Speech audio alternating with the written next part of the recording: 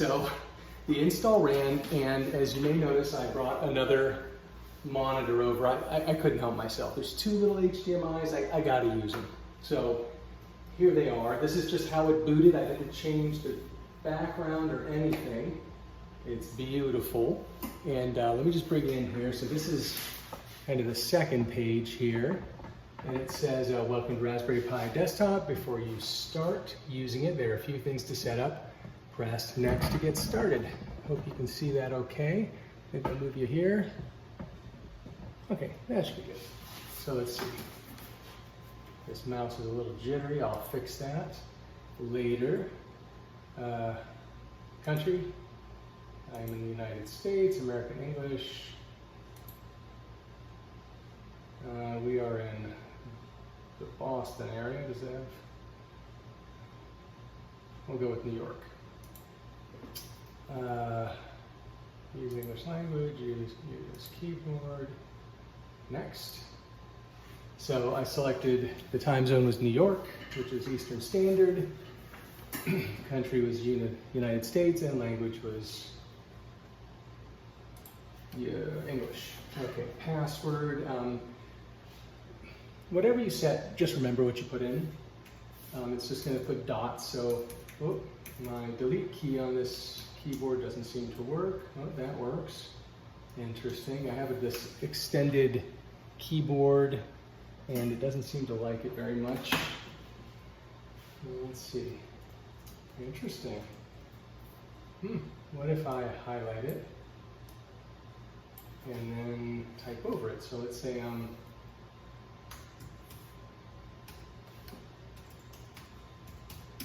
okay, for sake of this class, I'm gonna just make the password RaspberryPi.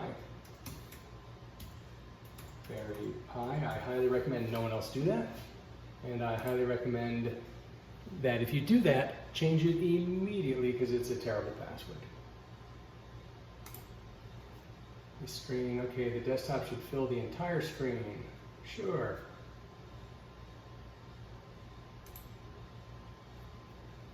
Okay, let's see. It's looking for wireless networks. I have a home wireless mesh network by Orbi, which is called Indigo.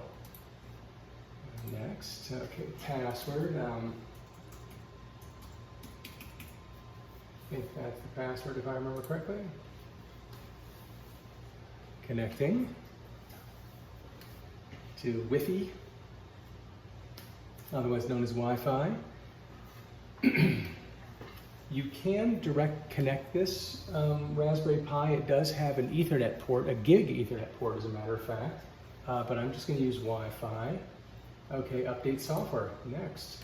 Always keep your software up to date in any operating system, but I feel especially in any flavor of Linux, really any software, I shouldn't be specific. Okay, it says reading update list, please wait. Maybe I'll bring you in a little closer. There we go. I'm not sure exactly what it's going to update. Sometimes it does updates what's known as the kernel,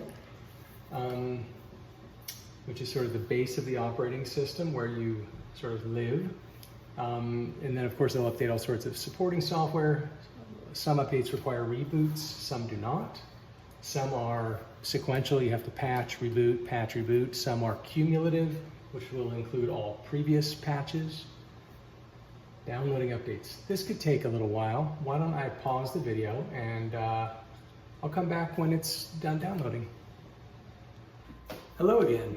I wanted to share something that I did that you shouldn't do is I accidentally kicked the power cord out while it was in the middle of downloading updates. But the good news is it didn't care really. I kicked it back up. It had me go through the settings again, picking language. This time I did preserve the black border around the edge, as last time I said no. It looks like the updates will take about 20 minutes to download is my guess, based on my download speed. And we'll go from there. While I'm waiting, I think I'll just play a little Super NES Mario, and we'll catch up in a few. Okay, bye. Okay, it took about 30 minutes probably, but we are back and it says system is up to date. Let's see what happens next. Click OK. Setup complete. Your Raspberry Pi is now set up and ready to go to run applications. Click the Raspberry icon in the top left corner of the screen to open up the menu. Press restart to restart your Pi so the new settings will take effect. Let's restart. Okay, let's see what it has to say for itself.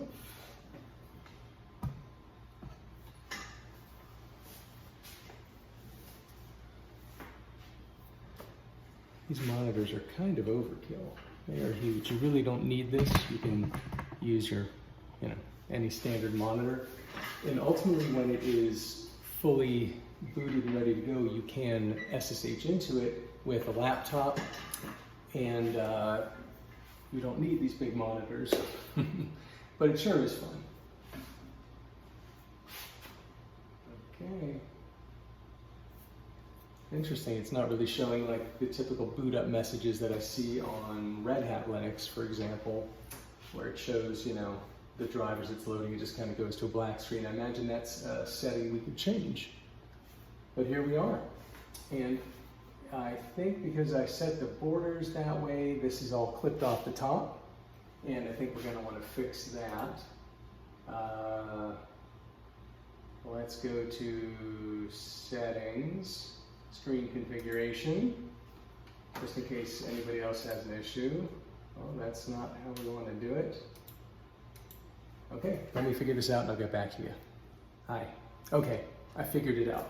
So, if you can see my monitor, you know what, I'm going to move my text box over here. So, there's a configuration file. Sorry, I actually launched, I should show you what I just launched. I launched a little text window by clicking this terminal box right here, and it launched this little terminal window. And I'm gonna move it over to this monitor just so it's easier to see for you. Okay, there we go, let's make it a little bigger.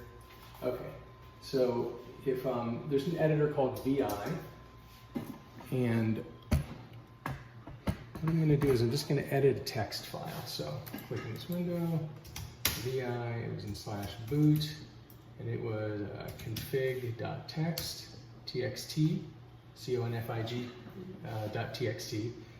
And I'm using my arrow on my keyboard, and I move down right here. Uncomment this if your display has a black border. This was uncommented, so it was overdoing it, overscanning. So I put this, well, I guess it wasn't overscanning. So I commented this out by putting a hashtag here, an octothorpe, and I did a :write quit, WQ. Actually, I should back up a little bit. What I did do is I actually used a command called sudo that makes you sort of the power user. Oh, I see there's a reflection on the screen, I'm sorry. It makes you the power user, so I sudoed this, made this change, added that pound symbol, hit escape, :write quit, and then I reboot the system, and when I typed reboot, which I will not do right now, but when I rebooted, let's make sure it doesn't work, I rebooted, it put this black border on, which makes it so I can actually see everything that's happening. So that is pretty cool. I did do one other thing. I went into, under the little Raspberry Pi symbol, preferences, keyboard and mouse. My mouse was just so lightning fast, I slowed down the motion. It was set to about here, and it just felt very twitchy to me, so I slowed that down. Double click, we'll change that a little bit. The keyboard I still don't have quite correct when I type. The delete key still does not work. I tried lots of different keyboard layouts. I'll have to do a little more research, but as you can see, there are quite a few here. Something I will try to figure out later. I hope you don't have the same issue, but if you do, and you have figured it out, please let me know. Okay, more soon.